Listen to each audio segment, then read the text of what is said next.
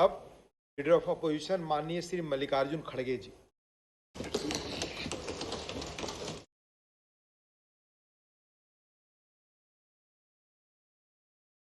Sir,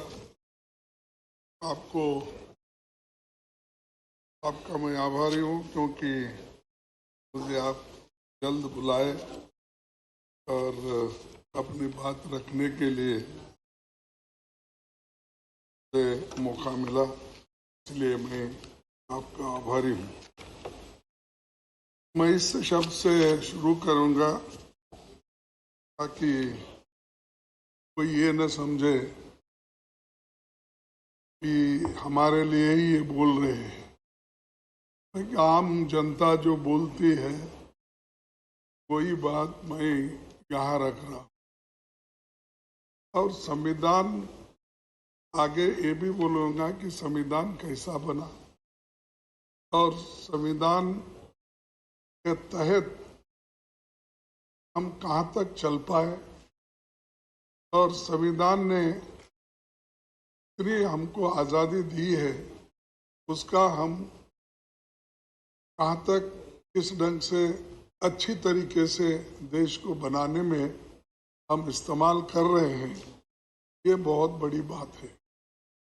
ठीक है, आपके भाषण में तो आपके अचीवमेंट भी आए, आपके अनुभव भी आए और आप जो चाहते थे उसको यहाँ पर रखने की कोशिश की, लेकिन मैं इससे शुरू करता हूँ। बदलना है तो अब हालात बदलो, बदलना है तो अब हालात बदलो, ऐसे नाम बदलने से क्या होता है। देना है तो युवाओं को रोजगार दो, सबको बेरोजगार करके क्या होता है। दिल को थोड़ा बड़ा करके देखो, लोगों को मारने से क्या होता है। दिल को थोड़ा बड़ा करके देखो, लोगों के मारने से क्या होता है। कुछ कर नहीं सकते तो कुर्सी छोड़ दो। बात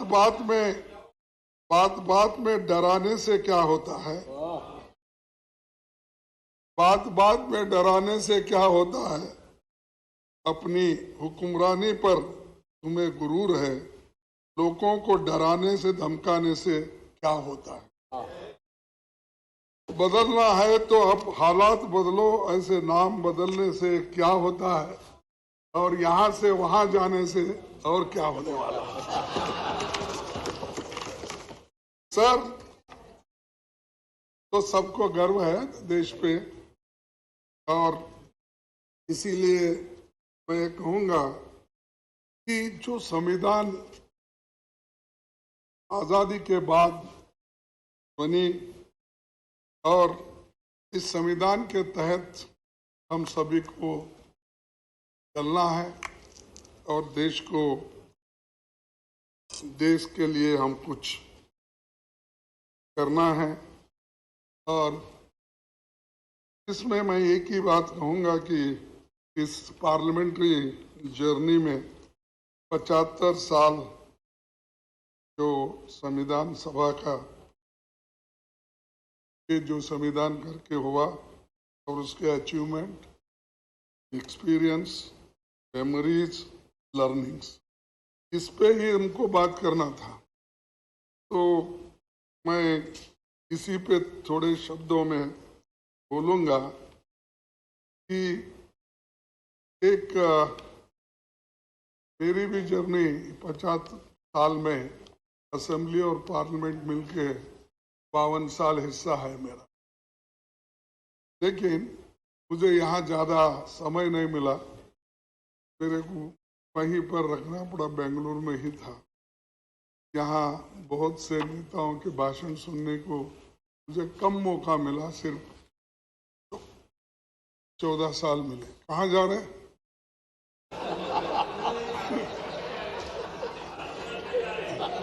नहीं, बड़ी गड़बड़ी में जा रहे थे तो मुझे लगा, बड़ी गड़बड़ी में जा रहे तो मुझे लगा, तो इसलिए पूछा था। ये टच करना कानून का उल्लंघन भी है। अब ये साहब हमारे हाउस में उल्लंघन बहुत होते हैं, फिर भी आप दिलदार हैं, उसको संभाल लेते हैं। उसीलिए मैं बोला उसको संजय सिंह को और चड्डा को बुला लो। आगे आगे कोई चिंता थी मेरे को, उधर गए फिर क्या।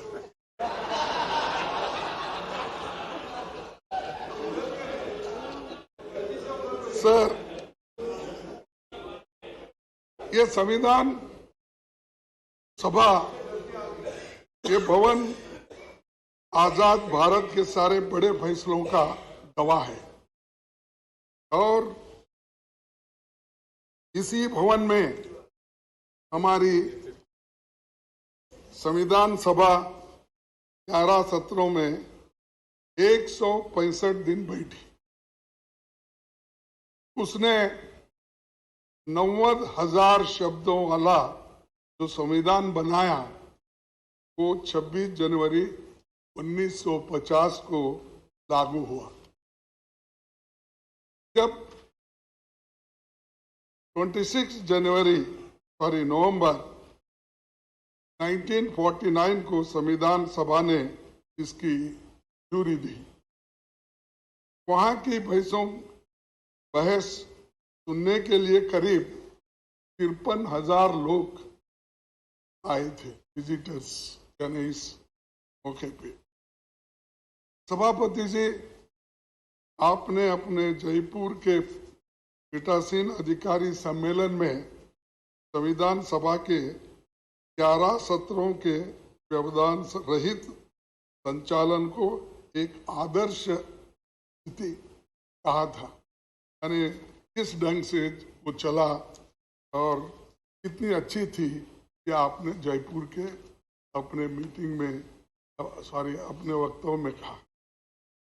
तो ऐसा वो एक वक्त था जो सबको लेके लोग चलते थे और लोकतंत्र को ठीक ढंग से ठीक रास्ते पे ले जाने के लिए इतनी कोशिशें होती थी, इससे यह अंदाजा लगता है।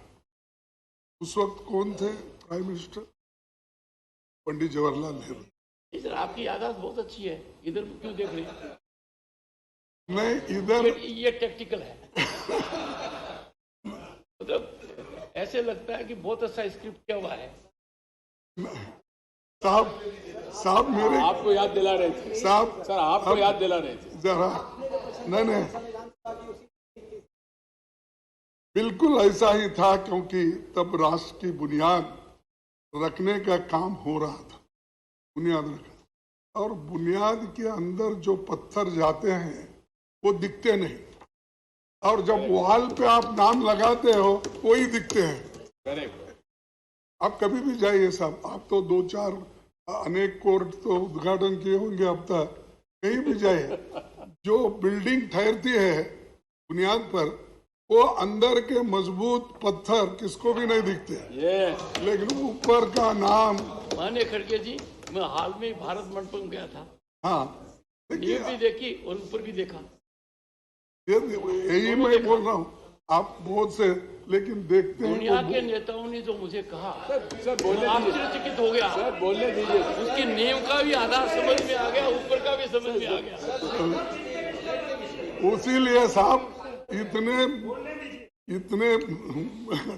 बिल्डिंग्स, आप कौन से भी इमारत बनी होगी, राजे रजवाड़ों के महल बने होंगे, और हमारी पार्लियामेंट बनी, पहले की पार्लियामेंट है, नई है, और कुछ कल जाने में अभी वो दिक्कत है, कौन देखे कौन नहीं दे, हमारी जगह कहाँ है वो भी ढूंढना पड़ेगा।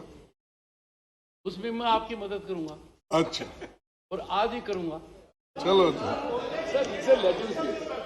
सर, संविधान सभा ने चुने गए विभिन्न धाराओं के लोग महान नायक थे, उसमें अपने दौर के महारथी थे, उनका बड़ा जमीनी अनुभव भी था।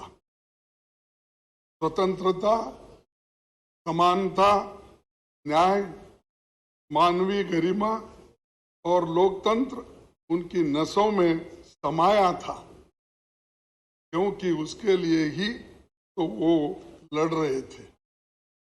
इसीलिए संविधान निर्माताओं ने हमें जो संविधान दी है वही हमें आज भी एक बनाए हुए हैं और उसी ने राष्ट्र के लिए सशक्त ढांचा तैयार किया। इसी कारण लोकतंत्र के सिद्धांत और व्यवहार आज जनता के स्वभाव का अभिन्न अंग है। भारतीय संविधान हमारा सबसे बड़ा मार्गदर्शक है।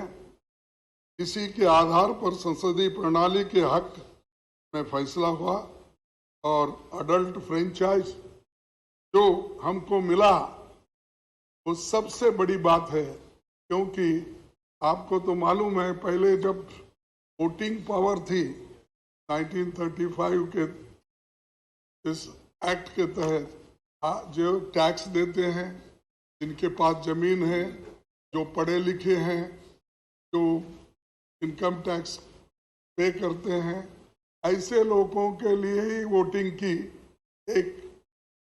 का अधिकार था। लेकिन हमने जो संविधान बनाया, पंडित जवाहरलाल नेहरू जी और डॉक्टर बाबा साहब अम्बेडकर, वल्लभ भाई पटेल, जितने भी महान नेता उस वक्त इस कॉन्स्टिट्यूंट असेंबली में थे, उन्होंने अडल्ट फ्रेंचाइज दिया। आप लिखो या आप पढ़े हो या अनपढ़ हो, आप गरीब हो या अमीर हो, सबको एक ही वोट और उसका वैल्यू भी एक ही।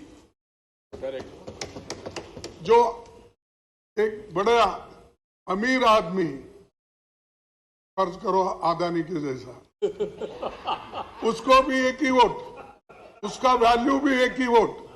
लेकिन आज हमारे जो कर्मचारी है, छोटे लोग हैं, काम करते, उनको भी एक ही वोट। ये किसने दिया? ये कॉन्स्टिट्यूशन जो बनाने वाले कांग्रेस के उस वक्त आजादी, जिन्होंने आजादी के लिए लड़े और ये दिलाए और ये ढांचा बना। इसीलिए आज भी अडल्ट फ्रेंचाइज से ये देश जिंदा है, एक है और इंक्लूसिव है। और ये इंक्लूसिव बोले तो थोड़ा सा डर होता है उनको। इंक्लूसिव बोले तो फिर इंडिया, उसको क्या करते हैं छोटा करने के लिए, हमारे नड्डा साहब इंडी बोलते हैं। ठीक है, उसीलिए तो बोला नाम बदलने से कुछ नहीं होता। इंडी बोलो और कुछ भी बोलो, हम है इंडिया। अरे आप कुछ भी बोलो, हम सब इंडिया। अरे बैठो, अरे आप क्यों बात करते? बेंगलुरु से आए हैं, चुप बैठो। राजस्थान से बेंगलुरु। हमारे नायकों ने बहुत मंथन करके जो संविधान दिया, वो जनता की आकांक्षाओं को खरा उतरा है। बाबा साहब संविधान सभा के अपने अंतिम भाषण में उन्होंने ये कहा था, मैं ये कोट करना चाहता हूं, अगर आपकी इजाजत है। इजाजत है? मसौदा समिति का कार्य बहुत ही कठिन हो जाता यदि ये संविधान सभा विभिन्न विचार वाले व्यक्तियों का एक समुदाय मात्र होती, विभिन्न विचारधाराओं के लोगों का एक समुदाय होता, एक उखड़े हुए फर्श के समान होती, जिसमें कहीं एक का काला पत्थर होता तो कहीं सफेद, और जिसमें प्रत्येक व्यक्ति या प्रत्येक समुदाय स्वयं अपने को विधिवेता समझता, सिवाय उपद्रव के और कुछ नहीं होता। तो उस वक्त बोल रहे कि इतने सब रहने से उपद्रव के कुछ नहीं होता। सभा में कांग्रेस पक्ष की उपस्थिति ने इस उपद्रव की संभावना को पूर्णतः मिटा दिया और इसी के कारण कार्यवाहियों में व्यवस्था और अनुशासन दोनों बने। कांग्रेस पक्ष के अनुशासन के कारण ही मसौदा समिति यह निश्चित रूप में जानकर कि प्रत्येक अनुच्छेद और प्रत्येक संशोधन का क्या भाग्य होगा, इस संविधान का संचालन कर बैठे। तो ये कांग्रेस के लिए बाबा साहब अम्बेडकर ने कहा है कैसा संविधान बना, क्योंकि उस वक्त इतने डिफरेंट लोग थे, इंटेलिजेंट लोग थे, और एक दूसरे से वो अगर लड़ते भी तो बाहर आकर एक होते थे। वो कभी किसी के ऊपर कुछ नुक्ताचीनी करके बैठते नहीं थे। सर, मैं और एक आपको बात बताना चाहता हूँ कि ये बाबा साहब अम्बेडकर ड्राफ्टिंग यानी संविधान बनाने के लिए कितनी कोशिश की है, बहुत लोगों को मालूम नहीं। चूंकि ये कहते हैं ड्राफ्टिंग कमेटी चेयरमैन थे, वो क्या ये क्या, ऐसा बोलने वाले बहुत हैं।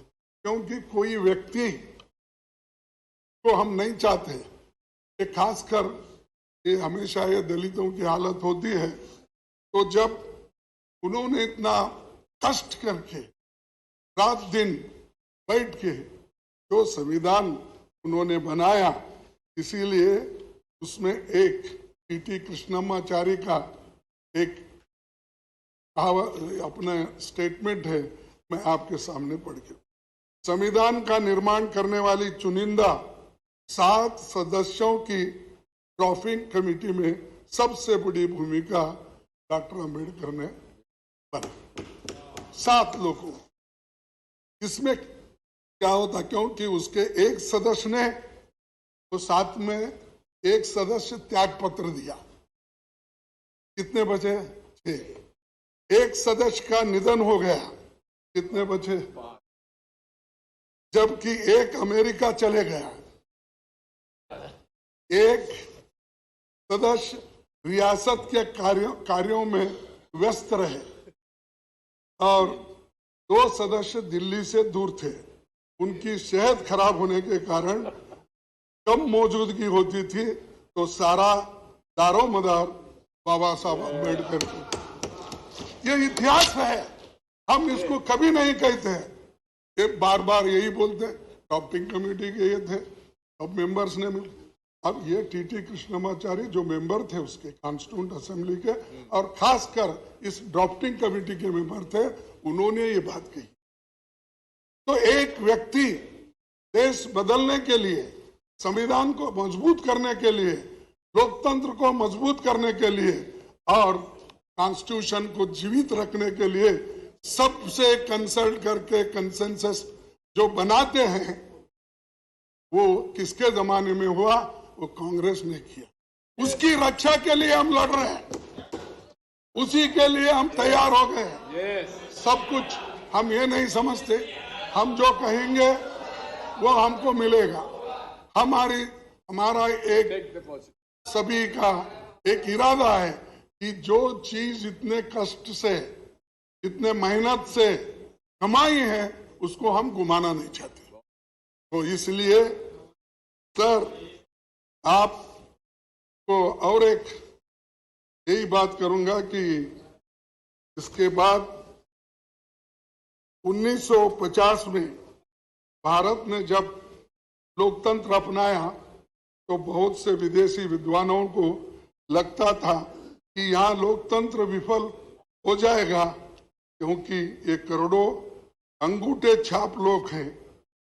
तब ब्रिटिश प्रधानमंत्री, आपको तो मालूम है, फिर मैं बोलने की आवश्यकता नहीं है, फिर भी चर्चिल ने यहाँ तक कहा था, अंग्रेज चले गए तो उनके द्वारा स्थापित न्यायपालिका, स्वास्थ्य सेवाएं, रेलवे और लोक निर्माण का पूरा तंत्र खत्म हो जाएगा, ये चर्चिल ने कहा।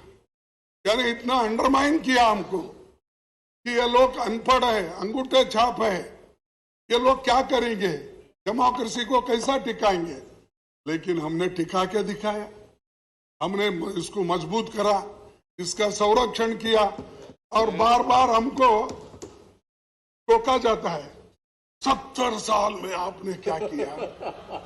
अरे 70 साल में तो यही किया हमने, इसको मजबूती दी, इसको मजबूती दी हमने, लोकतंत्र को बचाया हमने और संविधान को लेकर हमने आगे बढ़े। और बार बार आपके पास कुछ नहीं बोलने के लिए, ये बोल तो जाओ, और कितने दिन बोलते जाओ। तब वर्ल्ड वॉर 2 में, इसके बाद में 7 आजाद हुए देशों में सैनिक तानाशाही थी, फिर भी हमारे लोग मजबूती के साथ इस देश में इस संविधान को टिकाया, डेमोक्रेसी को टिकाया।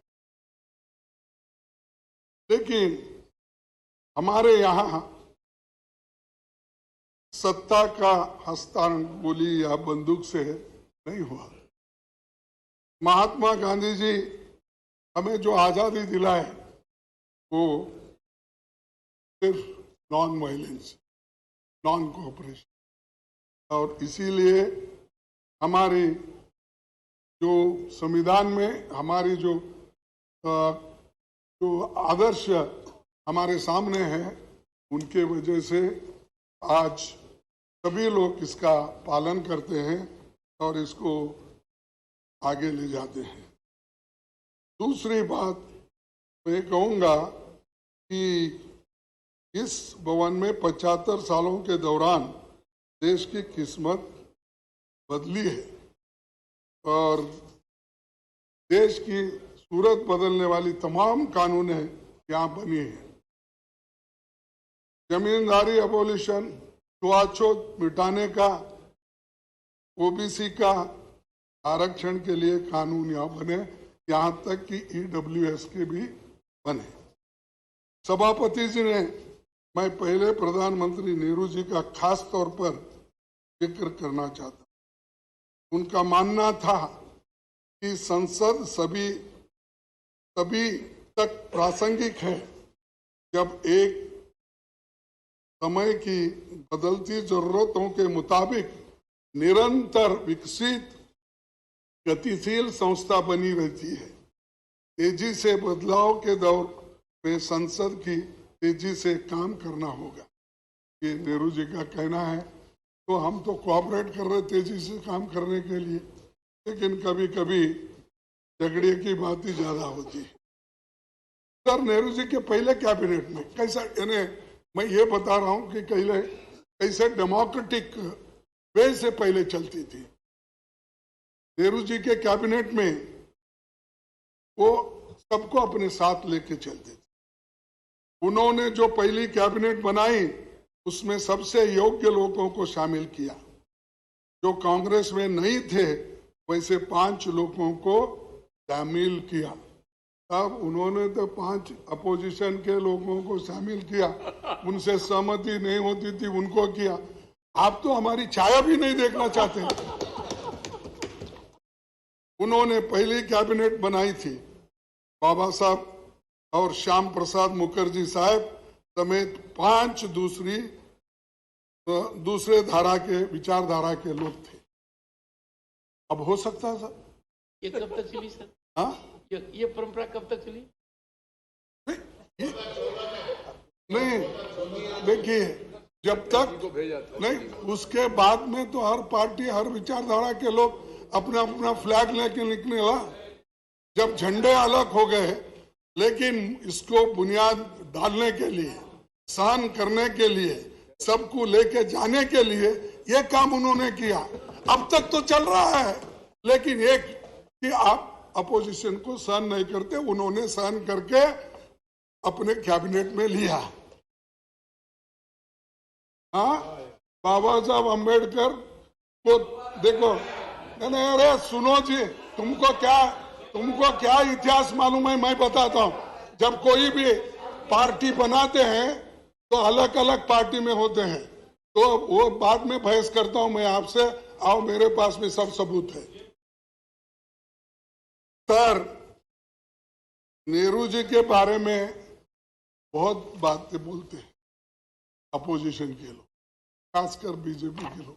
ये छोड़ दीजिए, जो आदमी 14 साल जेल में रहकर सब कुछ सहन करके देश के बुनियाद डाल के बड़े बड़े कारखाने बना के पब्लिक सेक्टर बना के नौकरियां दे के इतने बनाए, वो बुनियाद डालने के बाद देश बढ़ा और 5 ही साल में हम आगे बढ़े। तो मैं आपको आगे थोड़ा सा दिखाऊंगा कि किस ढंग से, देखिए बोलते हैं नेहरू जी के कितना बड़ापन था कि अपने राजनीतिक विरोधी धारा को नेता श्याम प्रसाद जी को केंद्र में इंडस्ट्री और सप्लाईज मिनिस्टर बनाए।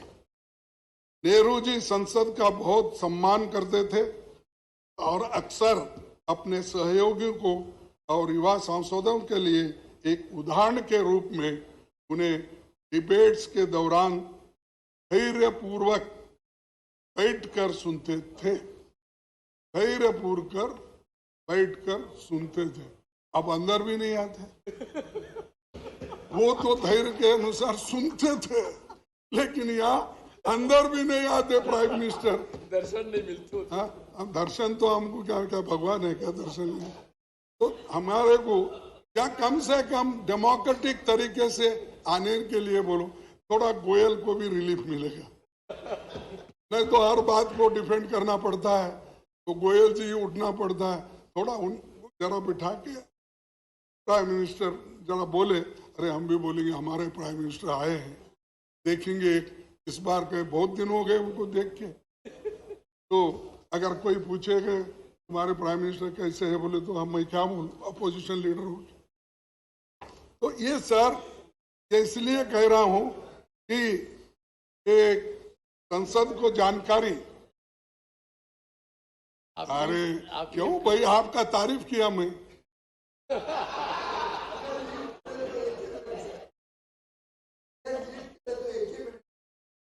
जब प्रधानमंत्री जी यहाँ पे आते हैं तो आप लोग बाहर चले जाते हो।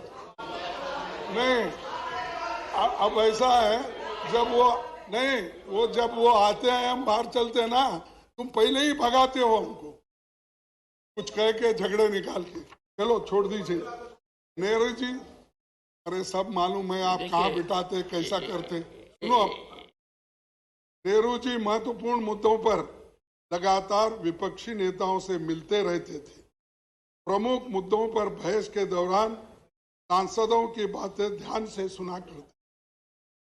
नेहरू जी ने तो यहाँ तक कहा था, मुझे इस सदन की शक्तियों से ईर्ष्या है और मैं नहीं चाहूंगा कि कोई उन शक्तियों को सीमित कर दे। यानी इतना बड़ापन, मैं किसी को सीमित करना नहीं चाहता, सुनना चाहता हूं, सबकी ओपिनियन लेना चाहता हूं। तो ये बात उन्होंने कही। आज क्या होता है, कोई सुनने के, हमारे को सुने तो भी हमारी बात सुनने के लिए कोई नहीं आते, बार बार यही कहते हैं कि अब उन्होंने कहा। नेहरू जी के विचार था, मजबूत विपक्ष न होने का अर्थ है व्यवस्था में महत्वपूर्ण खामियां हैं। अगर मजबूत विपक्ष नहीं है तो वो ठीक नहीं है, नेहरू जी का कहना। अब तो मजबूत विपक्ष है तो उसको ईडी सीबीआई कमजोर कैसा करना, कमजोर कैसा करना इधर है। अगर कोई है भी है, इमीडिएटली उसको लेना, कमजोर करना, फिर वॉशिंग मशीन में डालना, क्लीन होके बाहर आ जाना, वहीं पर परमानेंट है। सर, लेकिन आज क्या हो रहा है ये सब देख रहे हैं। संसद में पीएम साहब कभी कभार आते हैं, जब आते हैं तो इवेंट बनाकर चले जाते हैं। मणिपुर साहब, आपको तो मालूम है 3 मई से आज तक दंगे चल रहे हैं, आज तक लोगों को मार रहे हैं, घर जला रहे हैं, आज एक मर गया। तो कितने इसके बारे में एक स्टेटमेंट दो। हमने इतनी कोशिश की, आप जरा कोशिश तो मैंने की थी, नहीं आपने की कोशिश थी तो मेरी तरफ से थी। सब, नहीं कि हर हालत में चर्चा हो, नहीं आधी रात तक चर्चा हो। बोलने दीजिए सर, शक्ति जी। नहीं आप, अरे भाई तुम क्यों ये उनको इरिटेट करते हो? सर, आप तो कोशिश किए, लेकिन आपके बातों को भी वो नहीं मानते। ये मुश्किल है ना, आप हमको बोलते हैं, उसीलिए हम बार बार आपके तरफ देखते हैं। तो जब हम आपके तरफ देते तो फिर आप उनके तरफ देखते, तो इसलिए खड़गे जी, मैं मजबूर नहीं हूँ, मजबूत हूँ। आप मेरी मजबूत बात को मानते तो नहीं लोकसभा से पहले चर्चा होती, ज्यादा सार्थक चर्चा होती। अरे साहब, मणिपुर डेमोक्रेसी पर में प्रधानमंत्री और गृह मंत्री ने लोकसभा में कहा, मैंने बड़ी कोशिश की कि इस सदन में व्यापक चर्चा हो, आपने होने नहीं दी। नहीं आपने नहीं होने दी। ये देखिए 267 सर 267 ये देखिए, ठीक, अरे वो बात गई, जाने दो, बात गई है और रात गई कुछ सर, नंबर में नहीं आते। लेकिन आज क्या हो रहा है इम्पोर्टेंट बात। ये सब देख रहे हैं सर। वो देश के कोने कोने में जाते हैं, लेकिन मणिपुर क्यों नहीं जाते? सर, पहले आपको शिकायत थी कि वो आपकी कॉन्स्टिट्यूंसी में क्यों गए? नहीं बोल, आपने यहाँ पर कहा था। मैं नहीं बोला। माननीय वो खड़गे जी, आने दो। आपने इस सदन में कहा था नहीं। कि वो मेरे कॉन्स्टिट्यूंसी में क्यों जाते हैं? नहीं साहब, वो आने दो मेरे कॉन्स्टिट्यूंसी में, कुछ काम करके दिखा के, कुछ तो करते नहीं। लेकिन खैर, डेमोक्रेसी में हार जीत तो अलग है, लेकिन आते हैं तो इवेंट बना के चले जाते।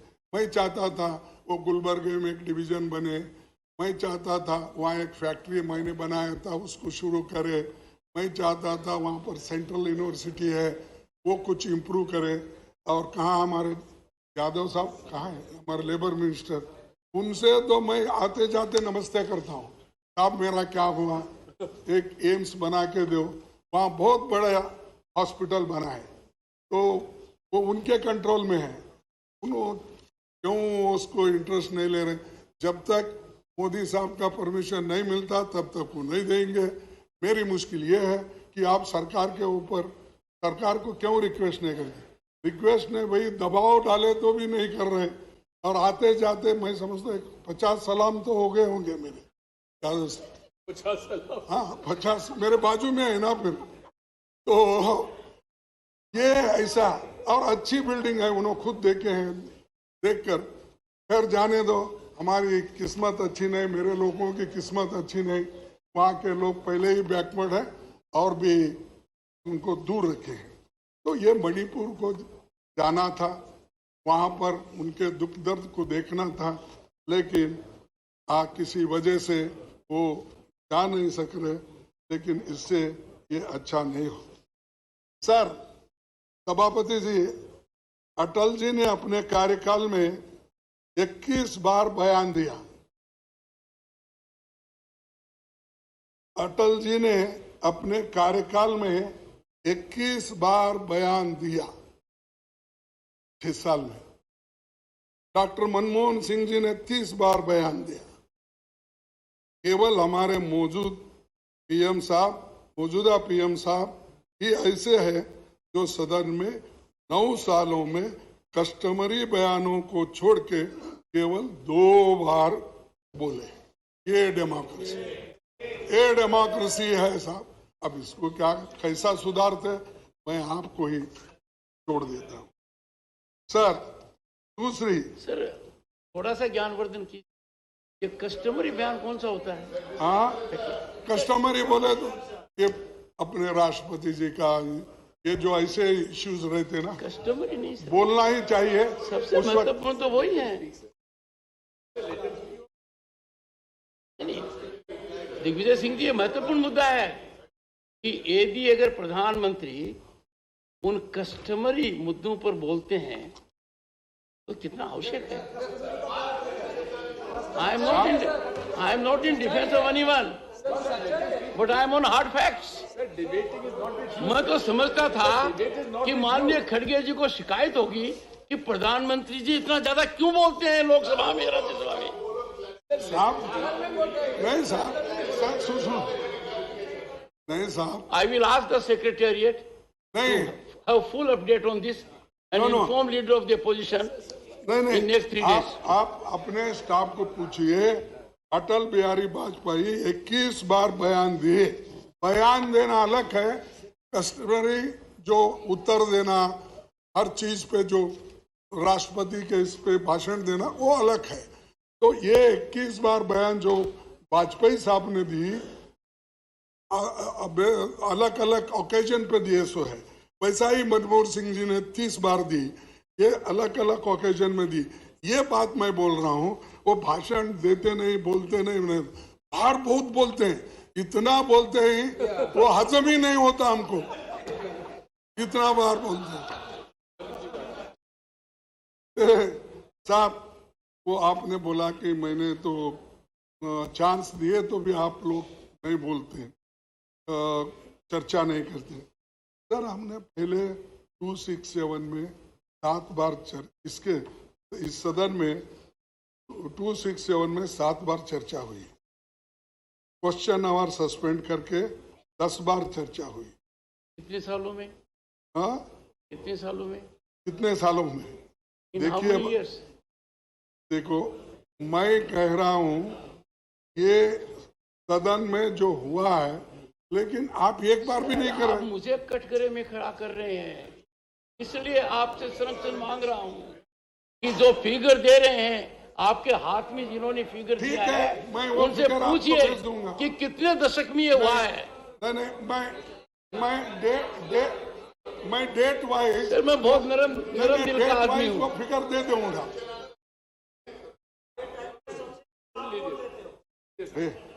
ऐसा नहीं बोलो। ये Have क्या है? respect for your leader.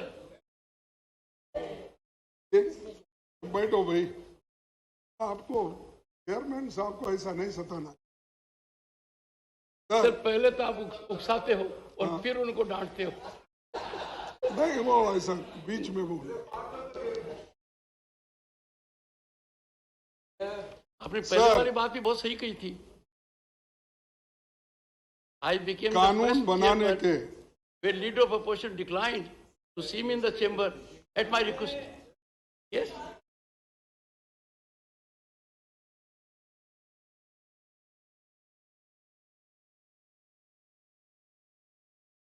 Sir संसद और विधानसभा जनता की सर्वोच्च प्रतिनिधि संस्थाएं हैं, जिनके माध्यम से जन आकांक्षाओं को अभिव्यक्ति मिलती है और बदलते समय में जनता की अपेक्षाएं बढ़ रही है। लिहाजा सदनों में कड़ी चर्चा होनी चाहिए। इन चर्चाओं को पूरा देश लाइव देखना चाहिए। इसको जरा ठीक करिए। अब तो मेरा दिख रहा है, बाकी के वक्त तो किसी अपोजिशन का आता ही नहीं ज्यादा। वो जरा क्या कंट्रोल हमारे गोयल साहब करते हैं और फोन करते हैं, मुझे मालूम नहीं, लेकिन वो बोल दीजिए कम से कम हमको तो बाहर चांस नहीं मिलता, यहाँ तो चांस मिलता है, तो जरा दिखाते दीजिए।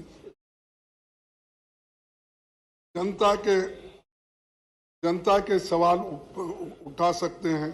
अब जब भी हमारे ये अभी तेलंगाना के नेता उठा रहे थे, ऐसा उठते रहते हैं, हम डांटते रहते हैं, लेकिन वो जो कहते हैं कम से कम यहाँ अगर रजिस्टर हुआ तो बाहर भी मालूम होता है भाई हमारी बात कोई रखे।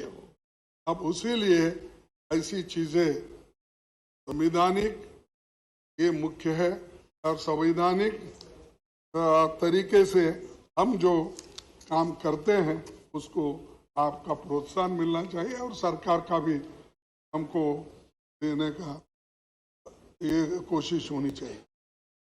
और ये संसद लोगों के हितों तथा अधिकारों का संरक्षक है और आप हमारे गार्डियन हैं और अगर हमारे ऊपर कुछ अन्याय हो रहा है फौरन आप हमारे अपने को संरक्षण देने वाले आप भी हैं। नहीं तो हम इतने कम लोग हैं, उतने सब लोग अगर हमको मारते पीटते रहेंगे तो फिर बाद में आपके पास कौन रहेगा, हम ही रोना पड़ता। तो इसीलिए जरा आपका संरक्षण जरूरी है। और मैं ये कहूँगा, कोरोना के महामारी में भी बहुत कुछ कमियां थी, फिर भी हमारे देश में उसको भी ठीक ढंग से निभाने की कोशिश हो गई। लेकिन चंद जगह जैसा यूपी है, दूसरे स्टेट्स हैं, उसमें जो भी कमियां थी वो भी यहाँ पर हमने पहले चर्चा में लाए थे और उसका पूरा जिक्र यहाँ पर हुआ। पहले का जो 33 दिन का था 20 में, फिर उसके बाद 21 में 58 दिन था, फिर 22 में 56 दिन था। ये कोरोना के जो बड़े बड़े भी ये थे वो तो सर सभापति जी, दुनिया भर में वैसे तो 19वीं सदी में निर्मित 2 दर्जन संसद भवन उपयोग में लाए जा रहे हैं। भारत में लोगों की दिल दिमाग पर 144 खंभों वाली ये गोल इमारत छाई हुई है। यही देश की आज़ादी के बाद से 75 सालों में सारे महत्वपूर्ण फैसले यहाँ पर हुए। इस इमारत की वास्तुकला पर भारतीय परंपरा की छाप है, लेकिन इसको नफरत से नहीं देखना चाहिए, क्योंकि इस सदन में नेहरू जी बैठे थे, अंबेडकर बैठे थे और बहुत से नेता, बड़े बड़े वल्लभ भाई पटेल, ये सब बैठे हैं। इसलिए भूल ही जाना, उधर ही जाएंगे, ऐसा शुरू हो गया। कल लेके जा रहे शायद, अभी मालूम नहीं मुझे। सर सभापति जी, संसद का सबसे बेहतरीन कामकाज पहली लोकसभा में मैं बता रहा हूँ 1952 से 1957 के बीच सिर्फ 5 साल में माना जाता है कि जिसमें 677 बैठकें हुई, 319 विधेयक पारित हुए 5 साल में।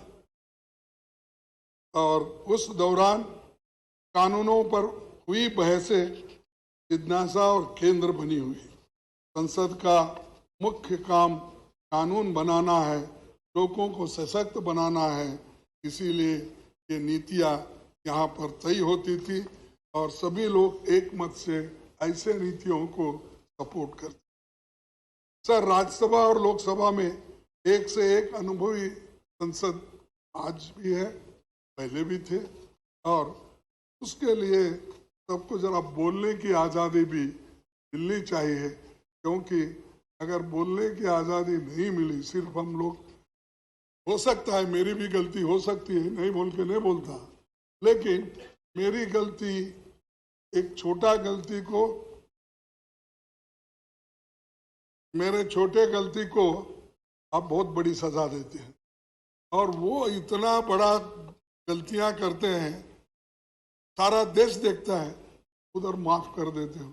तो इसीलिए मैं कृपया करके दोनों बैलेंस करके चले, दोनों बैलेंस करके अगर चलेंगे तो हमको भी एक मौका मिलेगा बार बार आपको कहने का, विनती करने का, ये सब चीजें होती। सर, और एक कानून बनाते समय बिलों की स्टैंडिंग कमेटी में छानबीन के लिए नहीं भेजा जाता, तो कम से कम ये तो करना चाहिए। ये तो आपको हक है। नहीं, इस बिल में खामियां हैं, इसीलिए इसको स्टैंडिंग कमेटी को भेजना चाहिए। और इसके लिए सभी लोग, मैं आपको उदाहरण के तौर पर चंद चीजें बताऊं। कमेटियों को भेजे जाने वाले बिल्स का प्रतिशत 2009 और 14 के दौरान 71% था, 71% था। वहीं 16वीं लोकसभा में 2014 से 2019 के बीच घटकर 27% हो रह गया, और 2019 के बाद इसमें इतनी गिरावट आ गई 13% रह गया। साहब, कहा 71%, और फिर पूछते हैं आपने क्या किया, क्या किया? यही किया हम, 71% स्टैंडिंग कमेटी को भेजा छानबीन करके, और आपने क्या किया? 13%, 27। ये इससे बिल कैसे स्क्रूटनाइज होंगे? कुछ जैसा दिल में आया वैसा हो जाएगा, फिर बाद में हम पछताएंगे, फिर सुप्रीम कोर्ट बोलेगा इसको छानबीन करके नहीं लाए, और वहाँ के सभी एमपी और राज्यसभा के मेंबर, लोकसभा के मेंबर शायद अनपढ़ होंगे, समझते नहीं, वैसा ही भेज दिए। तो उधर से एक टिप्पणी हमको सुप्रीम कोर्ट से, बाकी के जनता लोग ये कहते हैं कि भाई हमारे बारे में ये सोचते नहीं, सोच कर कानून नहीं बनाते। लेकिन आप गड़बड़ी में इतने कानून भेज देते हो, वो बुलेट ट्रेन से भी फास्ट आता है, बुलेट ट्रेन से भी फास्ट बिल पास होते हैं। तो इसीलिए सर, मैं अभी 5 मिनट लूंगा, फिर आपको बोर नहीं करूंगा। आपने देखा समय खत्म हो गया। आज आलम यह है कि सरकार विधेयकों को सीमित समय में पारित कराने से लेकर सदनों की बैठक कम से कम कराने की कोशिश में चली। इस कारण कानून की गुणवत्ता वैसी नहीं रहती जो व्यापक विचार मंथन या छानबीन से गुजरे कानूनों की होती है। आज आलम यह भी है, 2021 में भारत के प्रधान न्यायाधीश ने कहा कि बिना व्यापक बहस के जल्दबाजी में संसद में कानून बनाने से गंभीर खामियां रह जाती है, कई पहलू अस्पष्ट रह जाते हैं। वही बात मैंने कहा, और इसके हालत ये नहीं होती थी कि लोग यहाँ पर बॉर्डर पे किसान हमारे बैठ नहीं सकते थे। 3 कृषि कानून ऐसी जल्दबाजी में किए कि वो तीनों कानून फिर बाद में एजिटेशन होने के बाद ठहरना पड़ा। तो ये ऐसे करने से किसान भी है आज हमारे ऊपर नाराज है कि पार्लियामेंट ऐसा क्यों करती है। और एक सर, 30 जनवरी 2011 को तत्कालीन विपक्ष नेता अरुण जेटली जी ये बात की, संसद का, क्योंकि हमारे को बार बार वो बोलते हैं आप गए, भाग गए, नहीं सुने, ये बोलते हैं। लेकिन हम जब अपनी बात रखने की कोशिश करते हैं, हम ये नहीं कि किसी से झगड़ा करना, डिस्टर्ब करना, शांति के साथ जब अपनी बात को नहीं रख सकते तब लोग हमारे इरिटेट होते हैं कि हम इतनी कोशिश करके लोगों के मुद्दों को आपके सामने रखना चाहते हैं, मौका नहीं मिल रहा। ये होता है, किसी से दुश्मनी नहीं है, हम सब एक ही हैं और सभी मिलके ही देश के भलाई में सोचते हैं। तरीके अलग अलग होंगे। सर, राज्यसभा में इस जगह बैठते थे तत्कालीन नेता विपक्ष अरुण जेटली ने 30 जनवरी 2011 को कहा था, संसद का काम है चर्चा करना, लेकिन कई मौकों पर जब मुद्दों का अनदेखी होती है तो अवरोध पैदा करना लोकतंत्र के हित में होता है। मैं और एक बार पढ़ू सर, आगे पढ़ो।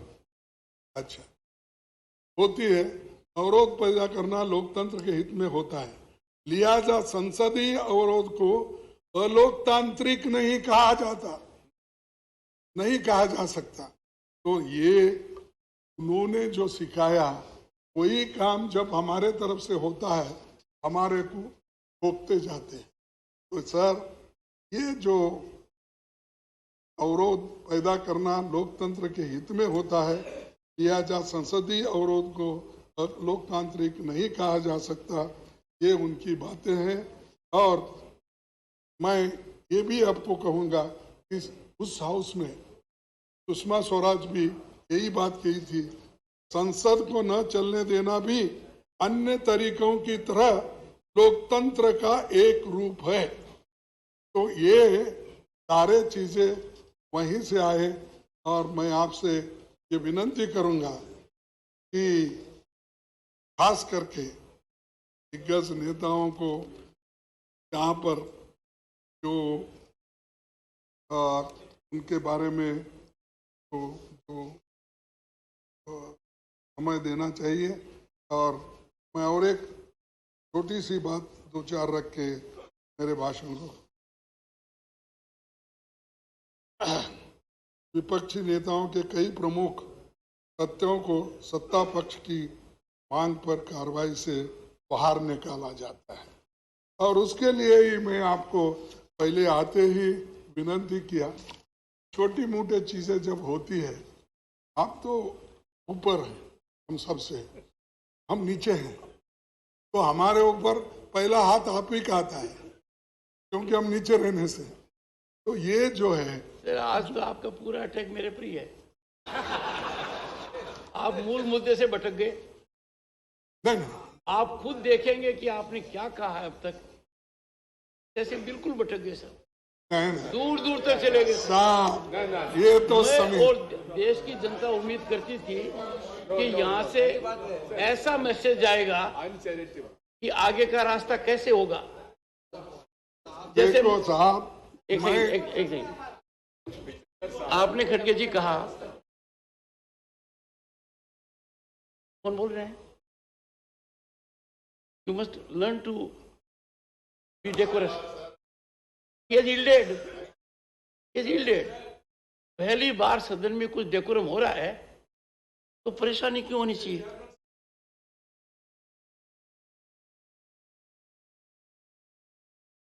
You will get the chance. You are a very senior member. You will get the chance. Good idea. It's a good idea. But that I will do at 1 o'clock. That I will do at 1 o'clock. खड़गे जी, मैं माननीय सदस्यगण को appeal करूंगा, और लगातार मैंने ये बात कही है और गहन चिंतन और मंथन के बाद कही है कि कब तक हम पास्ट प्रेसिडेंट को लेकर हाउस को डिस्टर्ब करते रहेंगे, कब तक हम डिस्टर्बेंस को जस्टिफाई करते रहेंगे। आप अंदाजा लगाइए खड़गे जी, मेरे पर क्या बीत रही होगी जब आप बोल रहे थे कि मुझे बोलने नहीं देते हो। मैं इतना आकलन करता हूं और दुखी होता हूं कि जहां पार्टिसिपेशन हो सकता था वहां आप लोग थे नहीं। मतलब आप अंदाजा लगाइए, if leader of the opposition would rise on this critical occasion to sanctify disturbance, disruption. आपने खुद कॉन्स्टिट्यूंट असेंबली को कोट किया है, वहां तो कभी नहीं हुआ।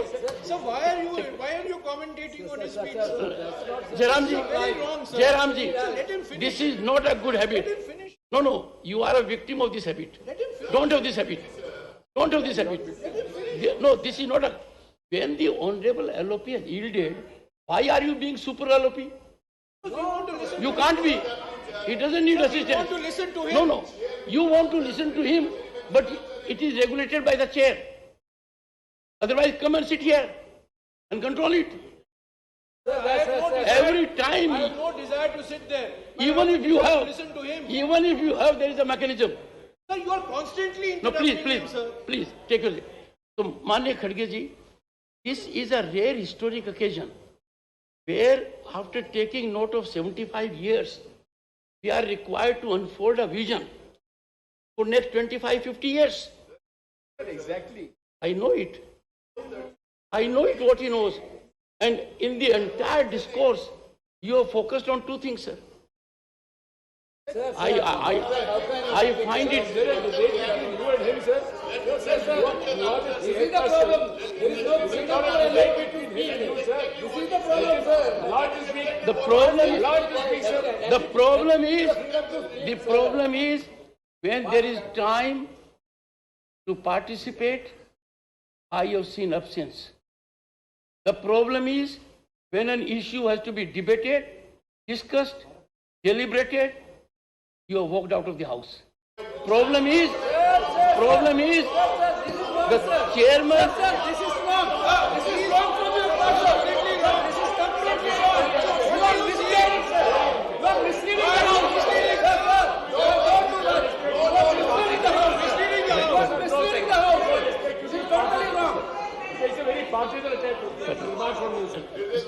question also. Sir, please I explain your have own said, statement, sir. 1 second. I request you to 1 second. explain your own statement. Jairam, take it. Sir, please explain your own statement. Take it. You are debating here. No. You are not debating here. Sir, you're not debating here. Sir, let him speak. Digvijay ji, एक please अरे आप बैठो यार. Sir, let him speak. Digvijay ji, with my modest understanding, I can tell you, and I am a great judgment of myself. I self-judge. I can tell you, I am not a stakeholder in politics. I am certainly stakeholder that this upper house, the House of Elders, conducts itself in a manner so that it earns respect of others. We must exemplify our conduct by decorum, discipline. One second. One second. Sir, please don't cast aspersions on us. One second. Sir, Would you approve that two honorable members should every time come to the rescue of LOP? Is it not an insult to the position he holds? Sir, allow him to speak. Put some people in discipline court. I would urge, if you do not curb the tendencies of other members, let me tell you, things will get on a tangential route. There was an occasion when you wanted to speak and somebody said, give Digvijay Singh ji an opportunity. In the process, the honorable member was insulting you, insulting me. We don't want that. Okay. So all I say is, we have had some discussion. We have to emanate from this theatre sir, a मैं तो most खत्म करता important हूँ. message to the world outside. Sir, that applies to all of us, including the Conclude, sir. Honorable members, with the sense of the House, we are continuing during the lunch recess as well. Go ahead. Sir, thank you sir. क्या tolerance है अच्छा बस आपने thank you तो कहा. Sir. सभापति जी, मैं ज्यादा बात नहीं करना चाहता हूँ क्योंकि अब टेंशन में आ रहा मामला. तो सर, हम बहुत दिन से कोशिश कर रहे हैं, सभी की इच्छा है कि महिला रिजर्वेशन का बिल आना चाहिए और महिलाओं को देना चाहिए जो ड्यू है.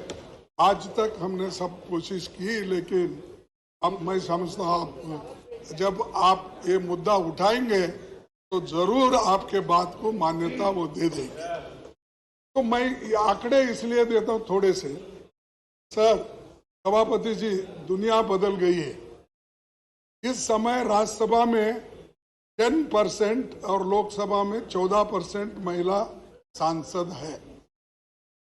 विधानसभाओं में महिलाओं की भागीदारी 10% है. 1952 में नेहरू जी के प्रधानमंत्री काल में पहली लोकसभा में केवल वो भी 5% सांसद महिलाएं थी, लेकिन 70 साल के बाद भी आज 14, 15, 10 के अंदर ही है महिला थी. तो अमेरिकी, मैं और भी आंकड़े देता हूं कि महिलाओं को दूसरे जगह भी ऐसा ही हो रहा है. अमेरिकी संसद में 2%, ब्रिटेन में 3% महिला सांसद थे. आज अमेरिका की संसद में 28% और ब्रिटेन में 33% महिला सांसद आज है. तो इसीलिए मैं आपसे गुजारिश करूंगा कि इस महिलाओं का जो बिल है इसको आप ये कर दीजिए.